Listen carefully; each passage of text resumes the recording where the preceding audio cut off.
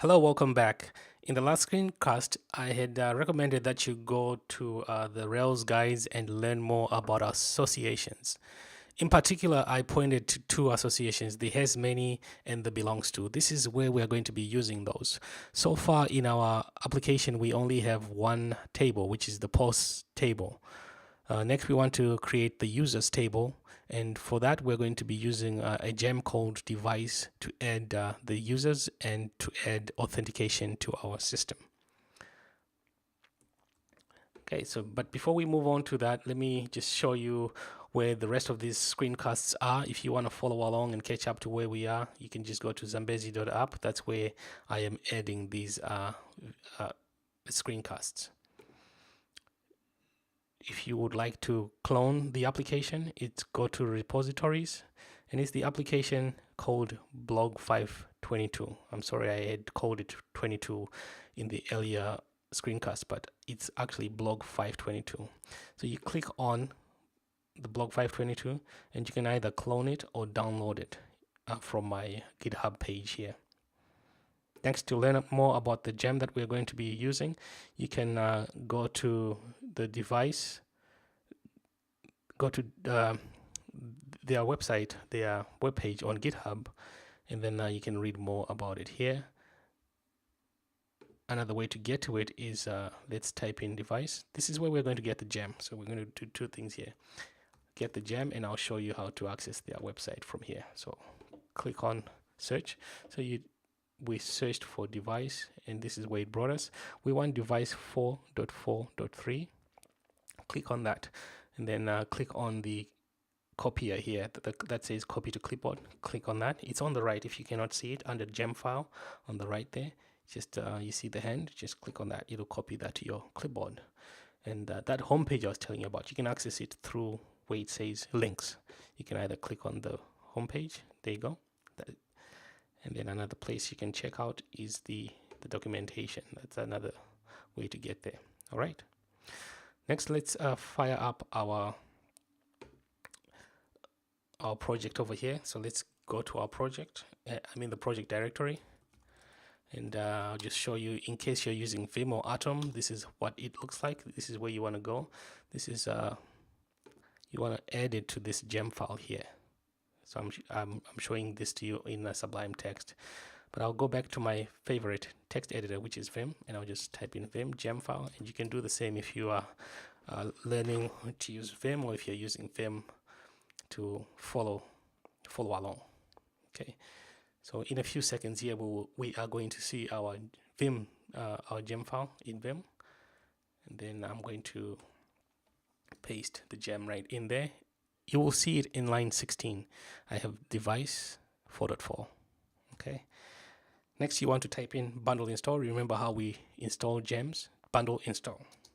Because I have a shortcut, I don't have to run bundle install. I just have a quick way to do that.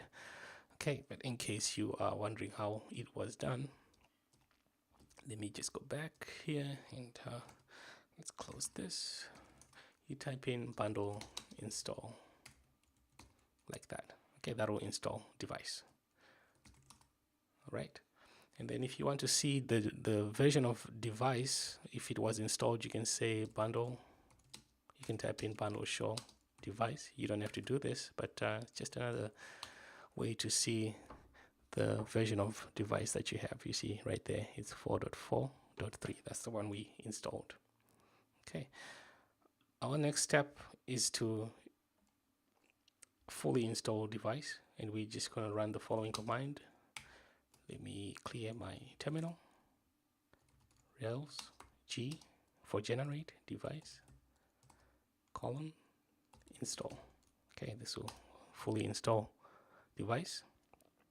Okay, then you see it says to go to app views layouts application and add these the notices, but we're not going to do that. You can go ahead and do that. You know, it will just add the notices for you, but in the interest of time, we're going to skip that step and go to the next step, which is to create the users. But before we do that, let's go to our text editor, our favorite text editor, and then see I want you to go to the DB directory.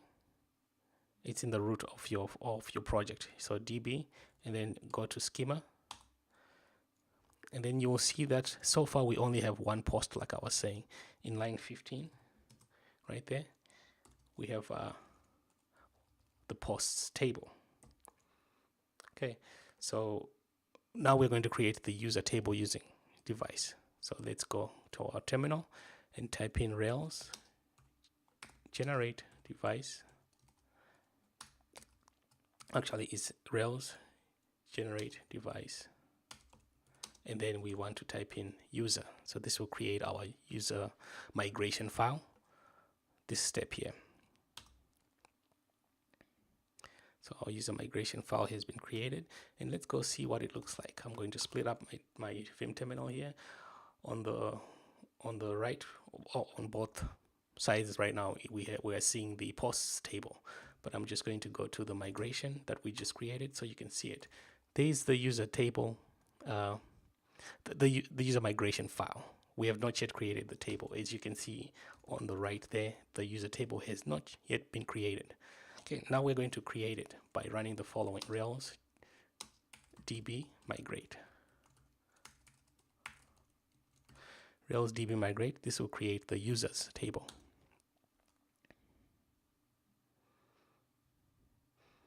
Okay, so I am running into this issue because I had run a little test creating users, and if you ever run into something like this, you want to stop and just read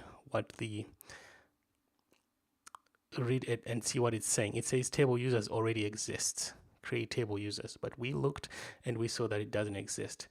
This is happening because I had created one and I removed it. But the way to take care of this issue here is to I'm going to remove the DB, and it's developer SQLite, that one. So that's what's causing the problem, because that's the database file that it was created earlier on when I was running my tests. Okay, so next you don't have to do this. I'm doing it because I had run a little test. So let's try it again. Rails db migrate, and this should create our user table. So there we go, we have our user table.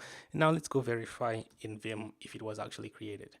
As you can see, it's not showing up yet, but if we try to get the schema again, you will see it show up. There we go. Let's go to number 16. There's the post, and then further down, we see we have created the users table from line 22 right there. Okay, so we now have two tables, the posts and the user tables. We have installed Devise, and then next we're going to configure it so that only owners of the user can add, delete, edit that particular post or blog, okay, or article in case you have an articles table. So I was saying posts because I have posts. You might have articles instead of posts. Okay, so don't worry about it. Let's continue building this application. We are almost done. We have a few more screencasts to go before we wrap it up and then move on to the next thing. Thanks for watching. I will see you next time. Goodbye.